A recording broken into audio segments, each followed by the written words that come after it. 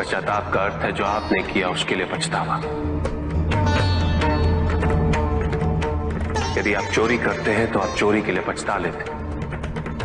आप हिंसा करते हैं तो आप हिंसा के लिए पछता लेते हैं। आपको दोष अपने दुष्कृत्य में अवश्य दिखता है, किंतु अपने आप में नहीं।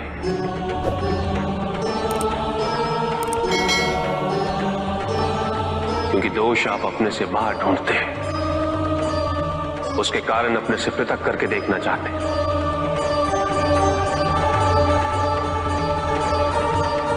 यदि आप ऐसा नहीं करेंगे तो अपने अहम को, अपने अहंकार को सुरक्षित कैसे रख पाएंगे?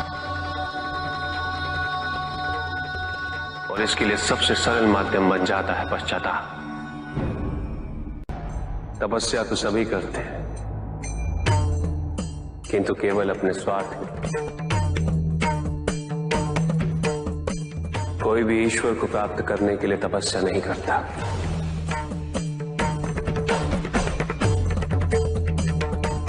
कोई भी तपस्या इसलिए नहीं करता कि उसकी भक्ति उसके आराध्य तक पहुंच जाए। मृत्यु चाहते हो, मुक्ति चाहते, किंतु मृत्यु से मुक्ति प्राप्त नहीं होती।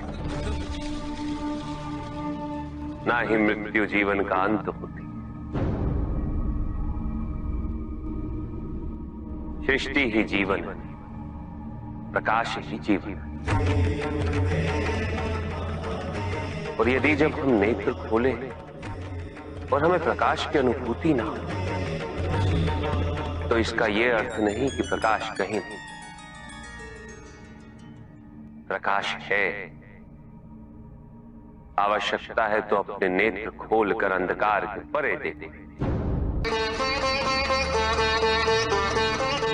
यदि इस संसार में उन्नति तभी संभव है जब इस संसार में समानता हो, बराबरी। यदि कोई सर्वशक्तिशाली ही नहीं रहेगा तो कोई निर्बल नहीं होगा। यदि कोई बड़ा नहीं होगा तो कोई छोटा ही नहीं रह पाएगा। शक्ति के इस असंतुलन को संतुलित रखना अनिवार्य है,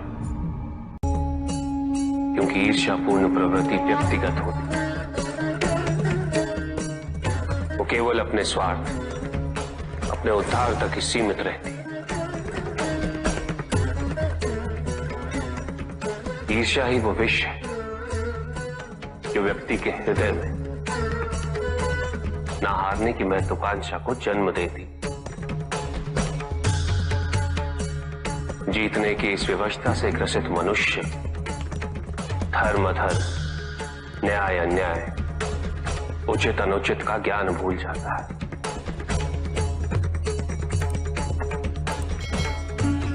संवेदना करुणा भूल जाता है। उसे स्मरण रहता है तो केवल जीतना,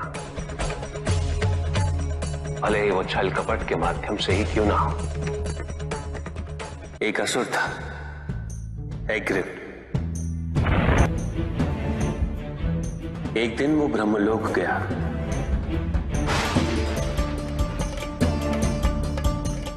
और बड़ी ही चालाकी से उसने ब्रह्मदेव से चारों वेद प्राप्त कर लिए।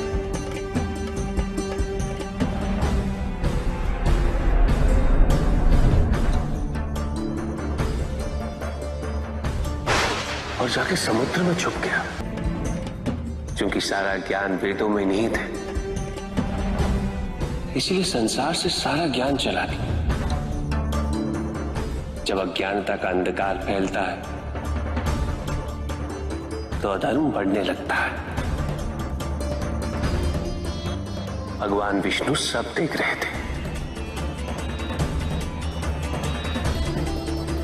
उन्हें ज्ञात था कि शीघ्र पृथ्वी लोक पर प्रलय आने वाला है।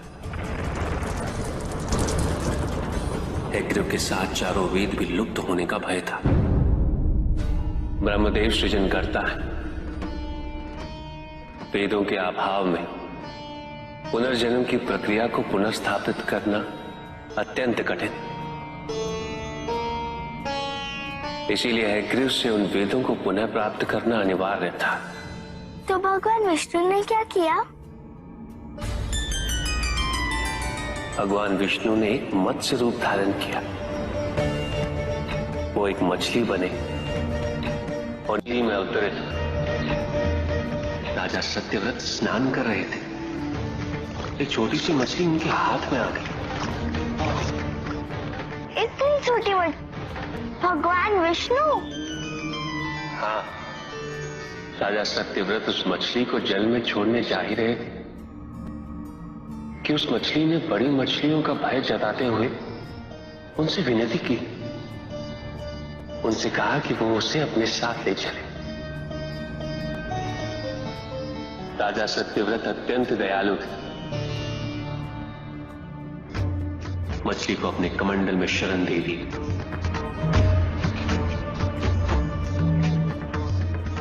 और अपने महल में ले गए। किंतु रात भर में मछली इतनी बड़ी हो गई कि कमंडल में रह पाना उसके लिए संभव ही नहीं था।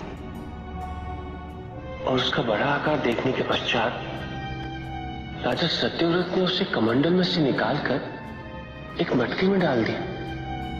मटकी में डालने के पश्चात उसका आकार पुनः बड़ा हो गया। तो राजा सत्यव्रत ने उसे मटकी में से निकालकर एक सरोवर में रख दिया।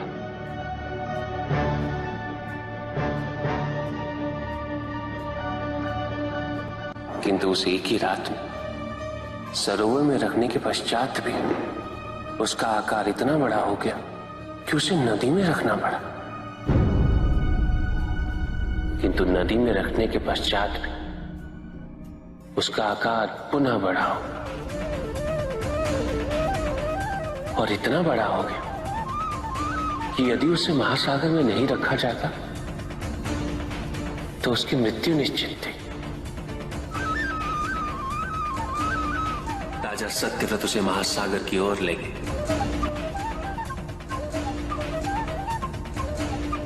क्योंकि राजा सत्यव्रत तपस्वी थे, ज्ञानी थे, उन्हें आभास हुआ कि ये कोई साधारण मछली नहीं, ये स्वयं साक्षात भगवान विष्णु ही है। भगवान विष्णु राजा सत्यव्रत की उदारता से अत्यंत प्रसन्न थे। इसीलिए उन्होंने राजा सत्यव्रत को मत्स्य रूप धारण करने का कारण बताया। साथ ही उन्होंने सत्यव्रत से कहा कि आज से 7वें दिन प्रलय आएगा, समस्त पृथ्वी जल में समा जाएगी। किंतु आप सप्त ऋषियों के साथ साथ अनाज, वनस्पति व अशुद्धों की प्रत्येक प्रजाति के बीज और प्रत्येक पशु का एक एक जोड़ा लेकर एक विशाल नौका में सवार होकर मेरी प्रतीक्षा कीजिएगा। केवल एक ही स्थान ऐसा होगा जिसकी ऊंचाइयों को जल छू नहीं पाएगा। मैं लौटूंगा और आपको वहां लेके चलूंगा। ऐसा कौन सा स्थान था? हिमालय पर्वत, अर्थात तुम्हारी माता के पिता हिमालय। फिर क्या हुआ? ऐसा कह के भगवान विष्णु समुद्र में चले गए और अपने मत्स्य रूप में उन्होंने हयग्रीव को ढूंढ निकाला। उस दुष्ट का वध करके वेदों को पुनः प्राप्त कर लिया। तो क्या प्रलय आया? हाँ, ठीक 7वें दिन। किंतु भगवान विष्णु के आदेश अनुसार राजा सत्यव्रत एक विशाल नौका में उनकी प्रतीक्षा कर रहे थे। तभी विष्णु जी एक सींग वाली विशाल स्वर्ण मत्स्य रूप में प्रकट हुए। नौका को मत्स्य से बांधते हेतु सर्पराज वासुकी का प्रयोग किया गया और विष्णु जी ने अपने वचन अनुसार उन सबको हिमालय तक सुरक्षित पहुंचाया, ताकि प्रलय के पश्चात वेदों के आधार पर संसार पुनः बसाया जा सके।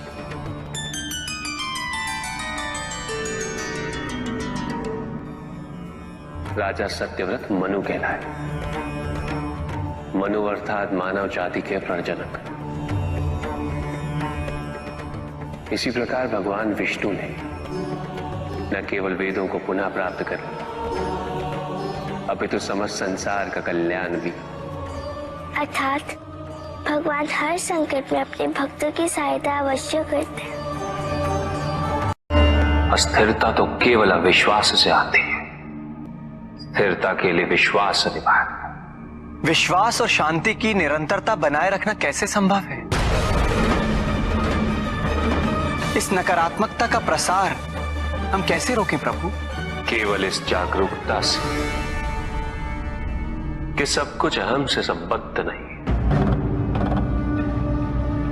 जब भी किसी व्यक्ति के कार्य में अहम भाव प्रबल हो तो अहंकार है। व्यक्ति जैसा भी हो उसे अस्तित्व केवल वैसा ही प्राप्त होता है। व्यक्ति यदि अपने कर्मों के लिए अपने को उत्तरदायी समझे तो वो स्वतंत्र था। जब तक व्यक्ति किसी और को उत्तरदायी समझेगा तब तक वो निर्भर रहेगा। व्यक्ति यदि ये सोचे कि उसके दुख का कारण कोई और है तो सुखी कैसे रह पाएगा? यह असंभव है, क्योंकि दूसरों को परिवर्तित करना उसके वश में नहीं। वो तो केवल अपने आप को परिवर्तित कर सकता है। यही एक स्वतंत्रता है उसके पास। जो पीड़ा है, जो कष्ट है, वो व्यक्ति के अपने फल है, अपने निर्णय के फल। और जिस दिन वो अपने निर्णय परिवर्तित कर ले उसी दिन उसके जीवन में परिवर्तन भी आ जाएगा। जिन्होंने जीवन के प्रति घृणा सिखाई उन सभी व्यक्तियों ने पृथ्वी को नर्क बनाने में अपना योगदान दिया। इसलिए अधिकांश व्यक्ति अपने दोष, अपनी त्रुटियां और अपनी व्यर्थता को जीवन पर आरोपित कर मुक्त हो जाते।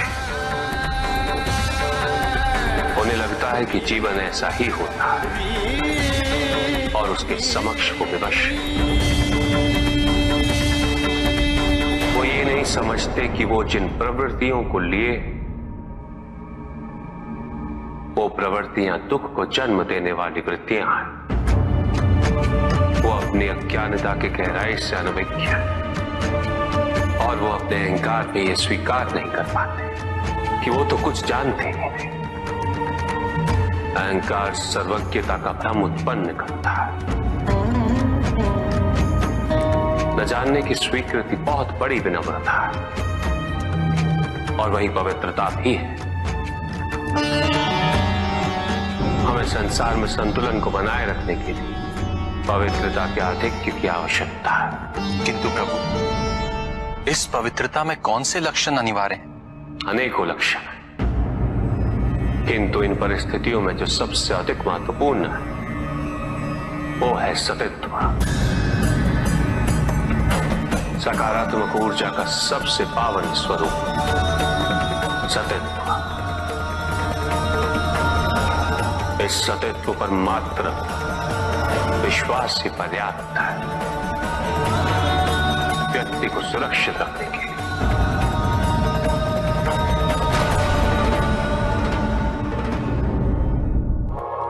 एक बार व्यक्ति सतित्व पर विश्वास कर ले तो नकारात्मकता सदैव के लिए दूर हो जाती है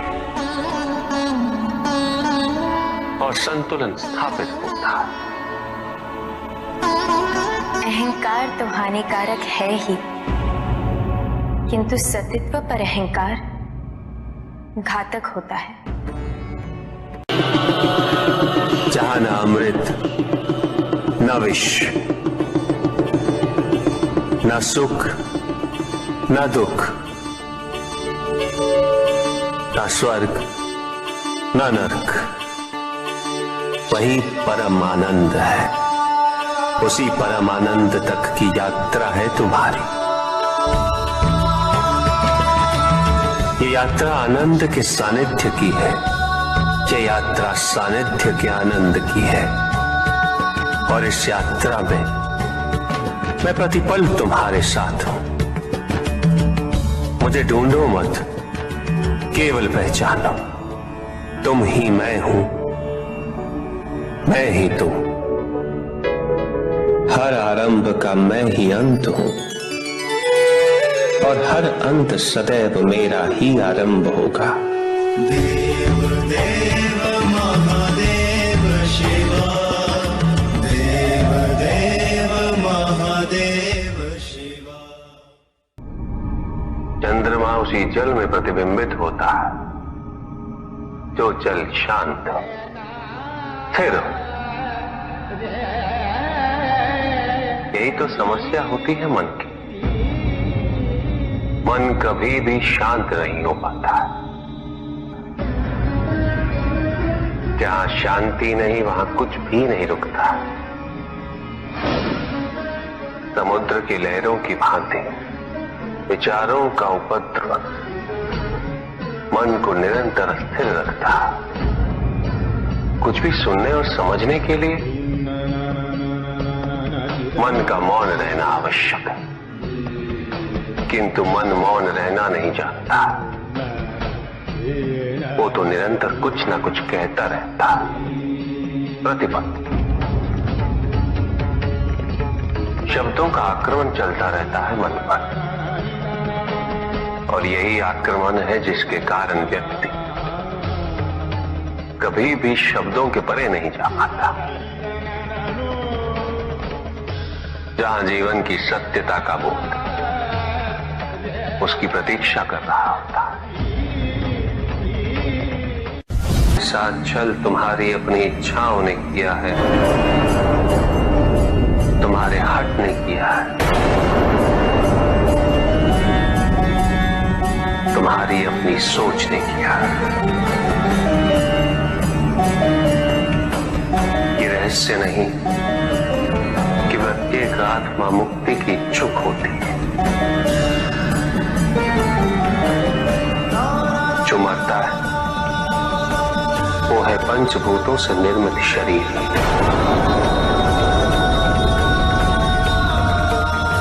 किंतु आत्मा तो अजर है,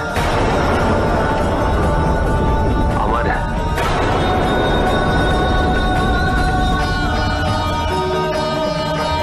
जिसकी यात्रा मोक्ष पर संपूर्ण होती।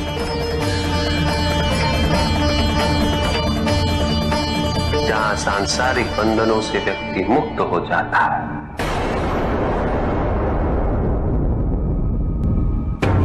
सारी इच्छाएं लुप्त हो जाती। किंतु तुमने तो कभी सत्य की खोज ही नहीं की। तुम तो सदैव उन तत्वों को ढूंढते रहे जो तुम्हारे अहंकार के पोषण हेतु आवश्यक थे।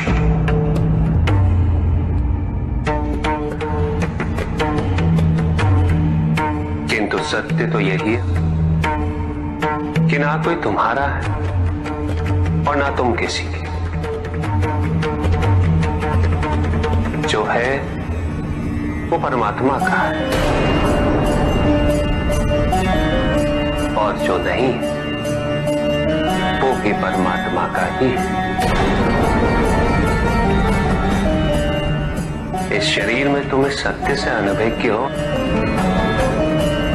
किंतु इस शरीर के पूर्व तुम्हें इस सत्य का बोध था, और इस शरीर के पश्चात भी रहेगा। प्रश्न ये है कि क्या तुम इस सत्य को अभी स्वीकार करना चाहते हो? यदि करते हो तो परिवर्तन का मार्ग स्वतः प्रदर्शित हो जाएगा। आजीवन तुम प्रत्यक्ष को ही सत्य मानते रहे, परोक्ष सदैव महत्वहीन रहा। तुम्हारे पास यही अवसर है। भक्ति हेतु यदि कुछ अनिवार्य है तो केवल भक्ति ही।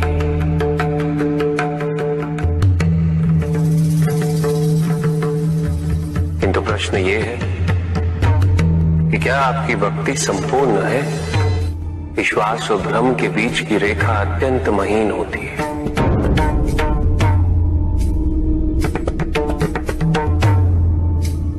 असंख्य व्यक्ति ये नहीं समझ पाता कि उनका विश्वास विश्वास है या भ्रम।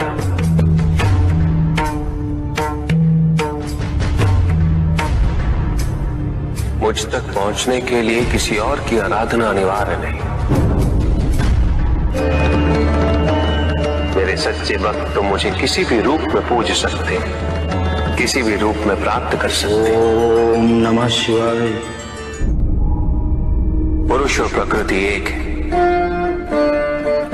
वो कभी पृथक नहीं हो सकते। शक्ति शिव के बिना अधूरी है,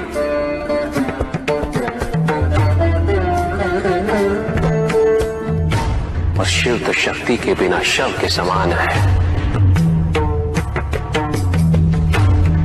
शिव शक्ति पुरुष प्रकृति का संतुलन सदैव अनर्थकारी सिद्ध हुआ। शरीर में यदि स्त्री तत्वों की ऊर्जा नहीं तो शरीर निर्जीव नहीं।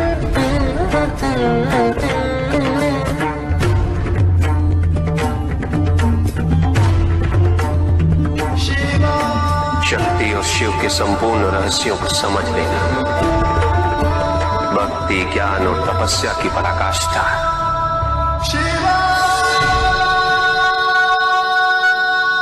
जब ज्ञान के लिए शब्द पर्याप्त बना, उदाहरण प्रस्तुत करना अनिवार्य हो जाता है। केवल आपके लिए ही नहीं, अपितु आपके माध्यम से समस्त संसार को शिव और शक्ति की संयुक्तता से पुनः अवगत कराना इस प्रसंग का उद्देश्य था। चुप। सत्य को जानने के लिए वन में जाना अनिवार्य नहीं है। अपने निजी, पारिवारिक और सामाजिक दायित्वों का परित्याग भी आवश्यक नहीं। सत्य तो सदैव हमारे साथ है, हमारे सामने है, किंतु हम स्वयं धीरे धीरे उस पे अपने क्रोध, अपने अहम, भय, विचार और महत्वाकांक्षाओं जैसे कई आवरण चढ़ा देते हैं। सत्य हमसे नहीं, हम स्वयं सत्य से दूर हो जाते हैं।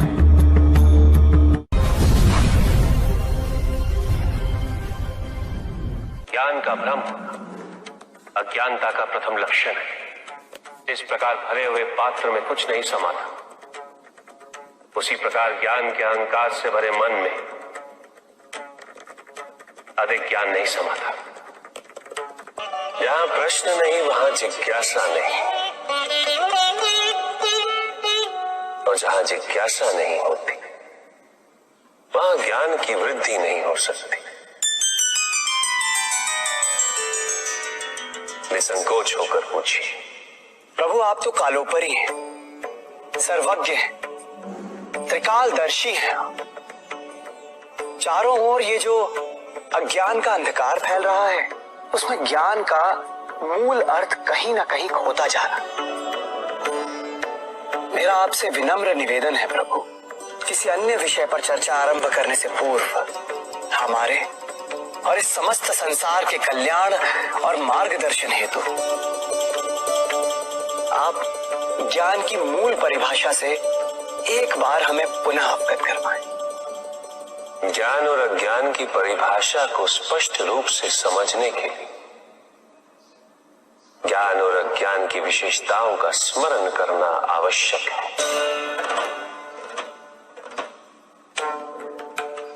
जिसके कारण स्वार्थ, विनाश, क्रूरता, अशांति और भय में वृद्धि हो, वह ज्ञान है। किंतु जो व्यक्ति को उदार, निर्भीक, सहनशील और विनम्र बनाए, वही ज्ञान है। अज्ञान की शक्तियां दुरुपयोग करने हेतु प्रेरित करती हैं, किंतु जो अपनी शक्तियों और अपने सामर्थ्य के प्रति अपने उत्तरदायित्व को समझाए, जो न केवल अपने अपितु अपने से पहले संसार के उद्धार हेतु प्रोत्साहित करे, वो ज्ञान है। ज्ञान का मूल उद्देश्य ही परोपकार है, सृजन है। दूसरों की भावनाओं को समझना, उनका आदर करना, यही ज्ञान है। क्योंकि ज्ञान हमें न केवल अपने अपितु दूसरों के दुख और सुख के प्रति भी संवेदनशील बनाता है। किंतु जो दूसरों की भावनाओं का अनादर करे, उसे ज्ञान की श्रेणी में कैसे रखा जा सकता है? अज्ञान के कारण व्यक्ति सांसारिकता में बंधता जाता है, मोह माया में उलझता जाता है। अज्ञान परम सत्य से दूर ले जाने का माध्यम है,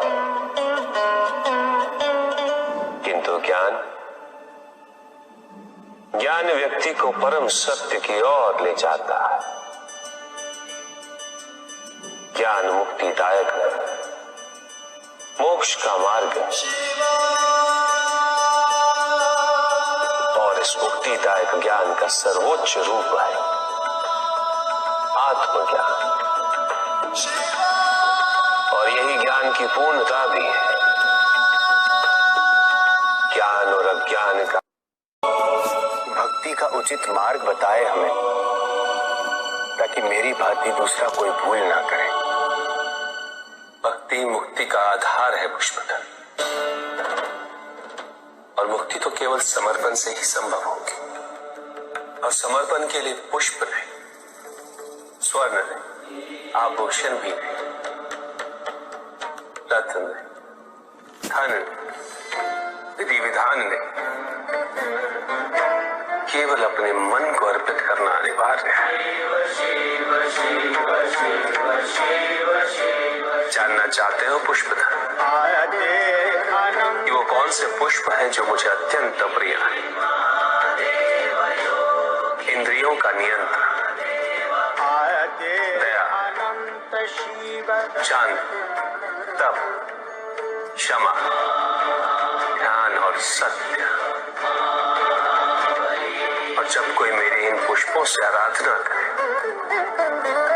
मैं अवश्य प्रसन्न होता। भक्ति में भव्यता आवश्यक नहीं है पुष्पदल, अभी तो सरलता आवश्यक है। भक्त के लिए ये समझना अत्यंत कठिन हो जाता है, प्राय भक्ति कब मोह में परिवर्तित हो जाती है। और ऐसे में पथ भ्रमित होना अनिवार्य है।